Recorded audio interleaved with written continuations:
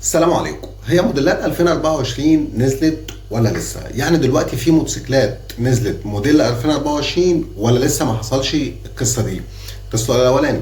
تاني سؤال، نعرف ازاي ان الموتوسيكل ده موديل 2024 او 2023 عشان خاطر انت ما تشتروش على اساس ان هو 2024 وتكتشف بعد كده ان ده موديل 2023 وترجع تتضايق. يلا بينا نجاوب. اول حاجه يا سيد الفاضل، خليك عارف ان موديلات 2024 زيها زي كل الموديلات اللي فاتت بتعرف بطريقه واحده. مفيش اي طريقه لمعرفه موديل الموتوسيكل مش على الجناب وتلاقيه مكتوب عليه 2024 والقصص دي. لا، ما بتتعرفش باي شكل من الاشكال غير الطريقه الوحيده وهي الشاسيه. هتعرف ازاي من الشاسيه ان انت موديل 2024؟ هتيجي على الشاسيه من تحت وهتعد 10 ارقام: 1 2 3 4 5 6 7 8 9 10. طلع عندنا حرف ال L. ومن فوق هتعد 8 أرقام: 1 2 3 4 5 6 7 8. هو نفس الحرف وهو ال L. المكان ال L ده بقى عندك، طبعا الموتوسيكل ده مش 2024، عندك 2024 هتلاقي مكان ال L ده هتلاقيه R، حرف الار. تمام كده، انت 2024 فعليا. انت كده عرفت ازاي تعرف ان الموتوسيكل فعليا موديل 2024 ولا لا. السؤال التاني اللي هنجاوب عليه، هل نزل موتوسيكلات دلوقتي موديل 2024 ولا لسه ما نزلتش؟ خليك عارف مبدئيا كده هي لسه ما نزلتش مبدئيا، بس برضو عشان نتكلم بشكل عام وبشكل اكثر تفصيلا، قابلتني حاله الحقيقه اشتريت موتوسيكل فعليا، هو كان موتوسيكل دايون، كان 2024. السؤال، هل ده 2024 فعلا ولا هو ضحك على الدقون؟ شوف، هضرب لك بس مثال صغير بس الاول كده هتفهم منه حاجه. ما ينفع انت لما يكون اسمك في البطاقه مؤمن، انت اسمك كده في البطاقه، هل ده بالضروره ان انت كده فعلا ملتزم دينيا وراجل مؤمن فعلا، ولا ده مجرد اسم؟ ده مجرد اسم. لازم يكون الكلام اللي في الورق مطابق للواقع فعلا. ايه هو موديل 24 في الواقع؟ موديل 24 يعني الفني اللي على خط الانتاج شغال بيطلع موتوسيكل ويبص في التاريخ بتاعه في الموبايل يكون سنة 2024، يطلع الموتوسيكل ده بقى ده موديل 2024، ده الواقع. ويطلع بقى على الشاسيه وعلى الرخصة مكتوب برضو معروف ان هو 24. كده الكلام يطابق للواقع، اصبح ده موديل 2024. لو الكلام ده ما كانش مطابق للواقع والموتوسيكل فعلا مش طالع في 2024، فده كده اسمه ضحك على الدقون يرقى لدرجه النصب.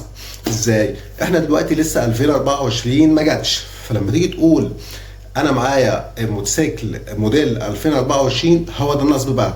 ده اللي اسمه في البطاقه مؤمن ولكن هو ما يعرفش حاجه خالص عن الايمان خالص. هي دي بالظبط. حلقه قابلتني الحقيقه حد كان بيقول معايا موديل 2024، قلت له ازاي يا ابني 2024 لسه ما جاتش اساسا؟ فانت ازاي اصلا الموتوسيكل ده اتعمل في 2024 واصلا لسه 2024 ما جاتش؟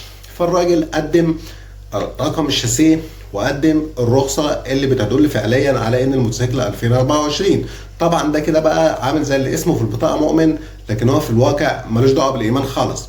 ما ينفعش ابدا ان انت تقتنع ان في موتوسيكل 2024 في 2023.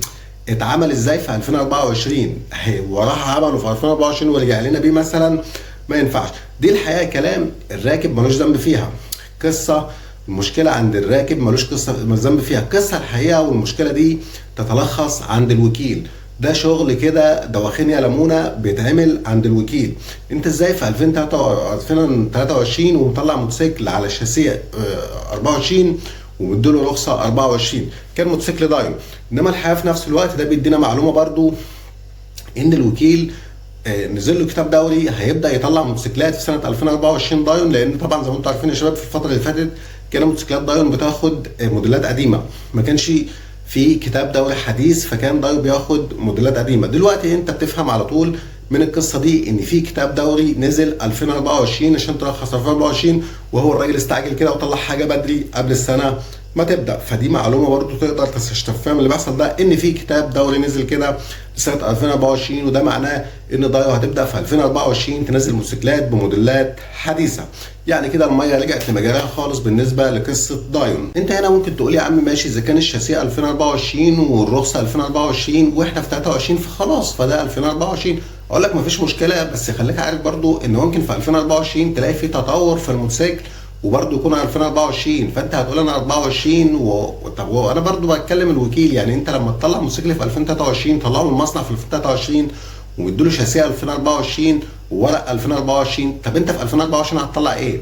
هتطلع 25 ولا هتشتغل ازاي؟ هتطلع 24 برضه. فانا هنا عايز اقول لك كراكب لازم السنه تكون بدات عشان انت تقدر تكون مرتاح للموتوسيكل ده فعليا 2024 تكون السنه بدات، وبعد كده تشوف الشاسيه خلاص هو ده 2024. نزول الموديل قبل السنه ما تبدا ده عباره عن حبر على ورق، هو مش موديل فعلي زي ما فصلت لك في الاسم والفعل. لازم الاثنين يكونوا مطابقين لبعض، والراكب مش ذنب في القصه دي. القصه دي قصه وكيل وقصه بايخه الحقيقه يعني. فانت قبل السنه ما تبدا، قبل 2024 ما تبدا، قبلك شاسيه 24 هو 23 برضو.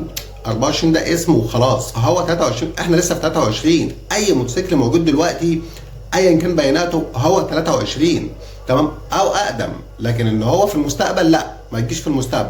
طب جاي شاسيه وجاي رخصه وكل حاجه، حبر على ورق لا يطابق الواقع زي ما احنا قلنا من شويه. وانت هنا يا صاحبي طلعت من الفيديو ده بثلاث معلومات. اول معلومه ازاي تعرف موديل 2024.